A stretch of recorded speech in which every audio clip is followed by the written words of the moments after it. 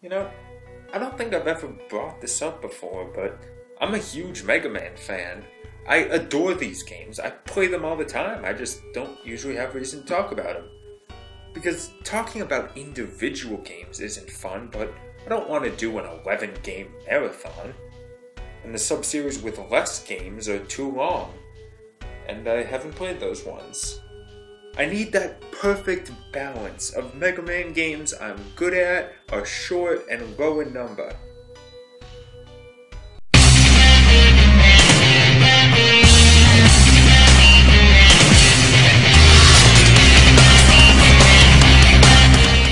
Developed by an at the time new and unsuccessful Inter Creates, Mega Man Zero takes place time after the X series, and as such, starts with Zero needing to be resurrected. The task falls to the young scientist CL, her cyber elf, and the group of soldiers getting slaughtered by the robots chasing them, blood and all. Pretty soon, CL is the only one left, but now Zero's back with theme music letting you know badassery is about to happen. Sorry, I know I was just starting on the story summary, but let me take a detour on the presentation since I brought up the music. I love the music in this game. It's catchy, energetic, techno, and rocking. And to be technical, I love the sound font they use. The graphics are also nice. The sprites are small to not take up too much screen, but they're distinct and I like the new lean art style. It's just the lack of flat coloring that makes it look a lot worse when upscaled. I apologize, back to the plot. Sure, Zero's only got a buster, but it's enough to shoot through everything in your way, up to the intro boss.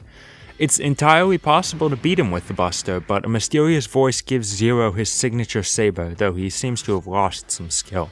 That's what happens with amnesia. Still, his abilities are proof enough that he is the legendary hero of old, and he's allowed into the Resistance base. Now, why is a resistance necessary? Who's the big new villain oppressing everyone? Is Sigma back? Actually, it's X. He founded a utopian city called Neo-Arcadia where humans and Reploids lived together in peace, but now X is hunting down Reploids to preserve the peace, so the resistance needs Zero just to fight back, survive, and do a couple missions for them. Honestly, in terms of story, nothing more happens until the second tier of missions, where the bosses are major characters for the rest of the series, the four guardians of Master X. There's Harpuya, who continues tradition of not being a girl despite really looking like one, Leviathan, who actually is a girl, and a cute one at that, Fafnir with his guns and a total infatuation with Zero that rivals Leviathan's, and Phantom the Honorable Ninja. This ain't the last time we'll be seeing him. One final Maverick attack on the base makes CL lament that this whole thing was her fault because she was the one who built the copy X that's hunting them down. Yeah, it's not the real X running Neo-Arcadia, but a copy, so where's the real one? Oh hey, that spirit that gave Zero his saber is back, and it opened the way to Neo-Arcadia for Zero to storm. The Neo-Arcadia stages are the same as any other fortress in the series. Zero fights a bunch of bosses, a devil, and your standard boss rush. Except Phantom kills himself here like a drama queen. And so, Zero comes face to face with Copy X, who's an egotistical jackass that thinks he's the greatest thing since X1. And then he gets wrecked.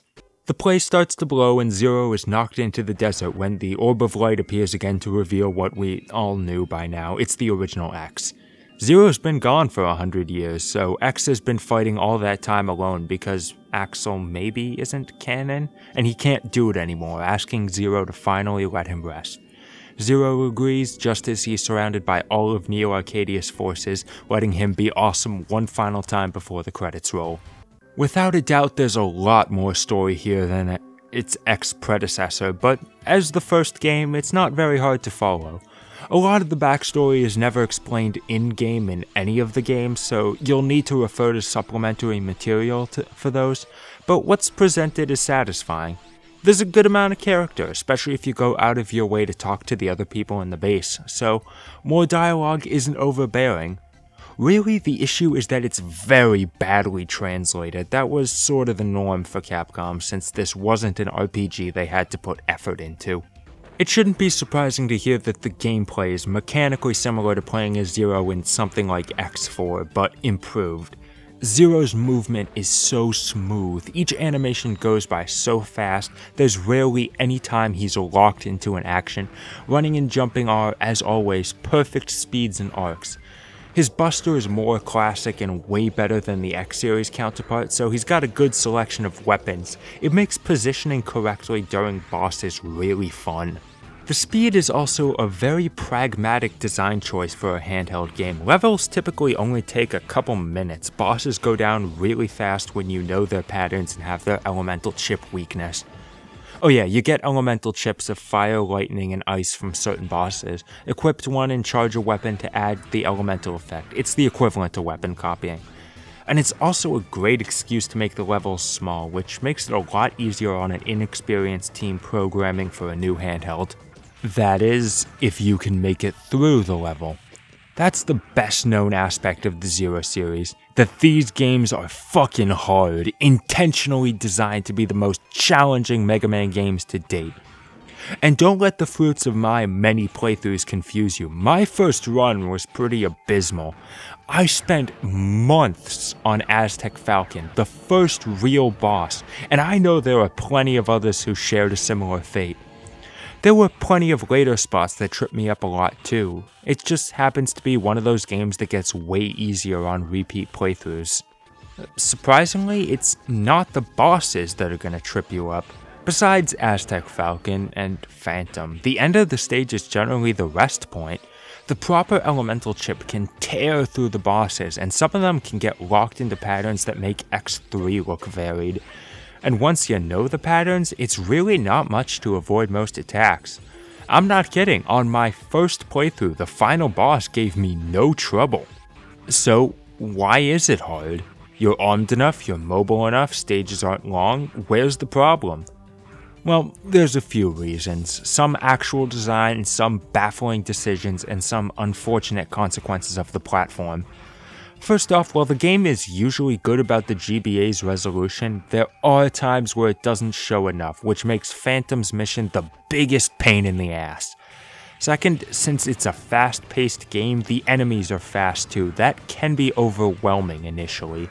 But probably the most frustrating strike against the game, a feature I cannot fathom why they incorporated this.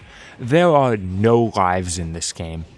Any death is a game over and you'll need to reload a save and start the stage over. Don't be fooled by the retries you get that look like lives. They also make you start the stage over, and they penalize you for using those, so just save frequently and reload. In unorthodox stages where the bosses come first, you'll be cursing that choice. And it isn't helped by Zero's ability early on. As the game starts, while he has every movement option off the bat, all the offense Zero can do is a single Saber Slash and 3 Buster Shots with a half charge. Killing enemies with the weapons levels them up, giving the Z-Saber its double and triple slash, all weapons the ability to fully charge, which is necessary to use the elemental chips, quicker charge times, and an awesome spinning slash. It just takes a lot of killing to make that happen. There is another crutch to fall back on in the form of cyber elves. They're not just story elements. Not that they did much in the story. Kill enough enemies of a certain type or just look around, you'll start collecting them. They have a lot of abilities, such as cutting one boss's health in half, saving you from one pit, but I just stick to the ones that increase health and turn into sub-tanks. You just need to feed them the E-crystals that enemies drop. It just takes a lot of E-crystals to make that happen. You see where this is going, right? I can't say I've ever tried, but I feel as if it wouldn't be possible to get enough of either resource to comfortably get through the game by playing it regularly. So here's what you do. Go back to the intro stage, stand in front of this spider generator, and take in the rewards. You'll just need to do a lot of that grinding. Like, over an hour of it in a game that's somewhere around 2 hours long if you're good. That's fucking insane, and you won't hear me defending that design choice. It's without a doubt the worst thing about the game, how much time you have to waste if you're not doing a challenge run. That's not the only punishment either, at least not when it comes to cyber elves. It's not just the hit your conscience will take knowing you killed them for help, but the hit to your ranking. Each mission ranks you on things like time, damage, enemies killed, retries, accumulated cyber elves used, and gives you a letter grade. First off, I hate rankings in any game, and second, way to make the people feel bad for not perfectly playing a really hard game and relying on assistance that you provide. But at least the rankings don't amount to anything. It's just to see a hard attack from each boss and to get one useless cyber elf. And like I said, things get so much easier on the second playthrough and beyond. It's actually kind of unbelievable. I've just long since accepted how much grinding is necessary. I've memorized where the bombs in Phantom Stage are. I know where to find the good cyber elves. It's just a romp now. I can focus on the game instead of my own anger, and I'd say this is a damn good game. Aside from dumb things like no lives, grinding, and screen crunch, it's a very fair kind of difficulty, very exciting to get a handle on. It's certainly rough, but it shows an impressive amount of competence for a new developer. Yes, I know they were ex-Capcom staff, they were still given free rein and they came out with something great.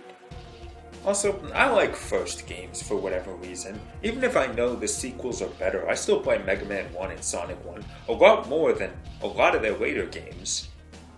They had something good, but they still have room to improve. If they were to make a sequel, say a year later,